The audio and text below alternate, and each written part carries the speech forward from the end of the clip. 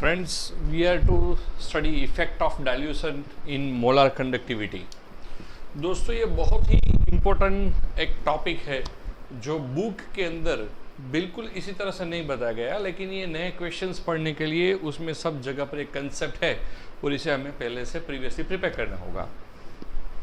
देखिए, मान लीजिए कि एक बीकर मैंने ले लिया। I have taken a beaker and I have kept one electrolyte in this.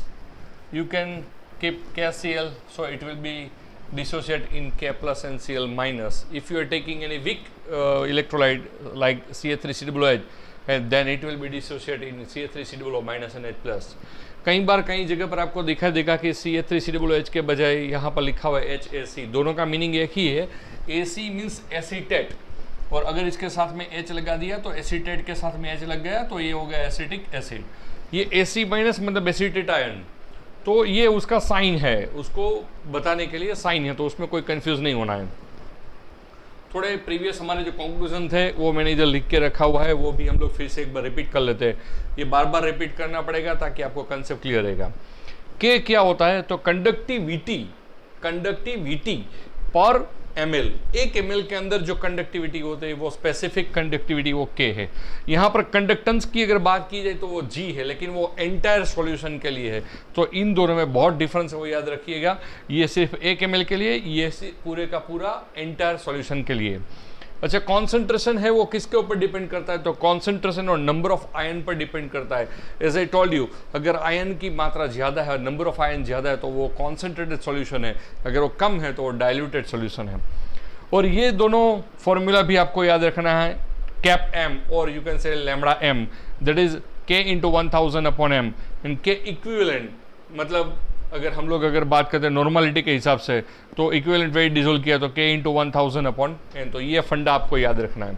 आइए फिर से अभी ये सुनते, ये सोचते हैं कि अगर ये के प्लस और Cl माइनस, अभी पहले मान लीजिए कि सिर्फ एक ही ml ये सॉल्यूशन है, एक ml सॉल्यूशन है, उसमें के प्लस एंड Cl माइनस दोनों है, तो इसका दोनों का अपार्ट होना मतलब ये दोनों का अलग होना, तो ये क्या बताता है आपको, ये फोर्स ऑफ अट्रैक्शन डिक्रीजेस होता है. अगर इसका सॉल्यूशन बनाया, KCl का आपने सॉल्यूशन बना दिया, दोनों आयन अलग हो गए, तो अभी इसका फोर्स ऑफ अट्रैक्शन थोड़ा डिक्रीज होना पड़ेगा.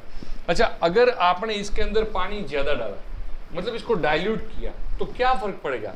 डाइल्यूट करेंगे, अगर 1 ml सॉल्यूशन है उसका डबल कर दिया आपने, 2 ml कर दिया, या फिर 20 ml कर दिया, या फिर 100 ml कर दिया, तो क्या इसकी आयन की संख्या बढ़ जाएगी?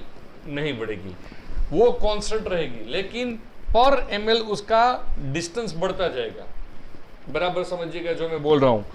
पर ml उसका डिस्टेंस जो है वो बढ़ता जाएगा.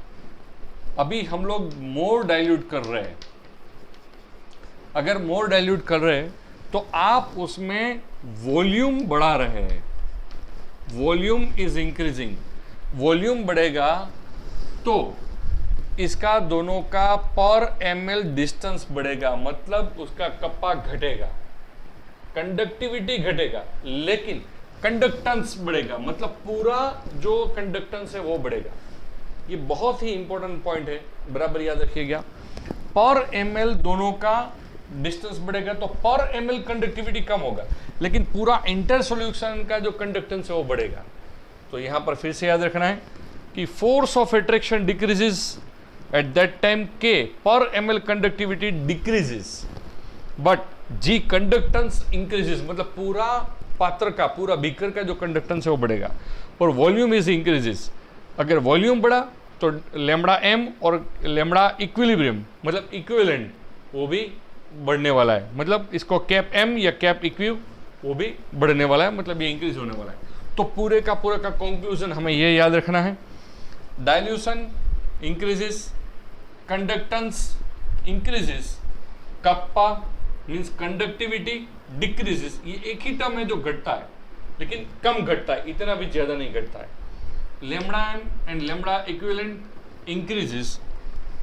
DOD मतलब डिसोसिएशन डिग्री ऑफ डिसोसिएशन मतलब अल्फा, वो भी बढ़ेगा. ये दोनों ज्यादा बड़े दूर जाएंगे ना तो वो डिसोसिएशन है. और वीक इलेक्ट्रोलाइट है तो उसका भी यहाँ पर डिसोसिएशन बढ़ेगा.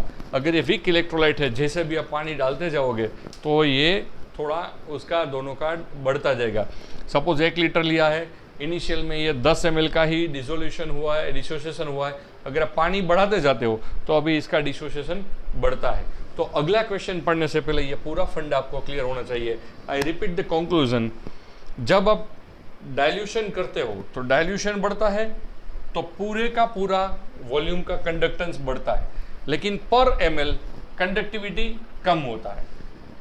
मोलारिटी और नॉर्मलिटी के लिए कंडक्टिविटी बढ़ता है, डिग्री ऑफ डिसोसिएशन बढ़ता है, वीक के लिए भी डिसोसिएशन बढ़ता है।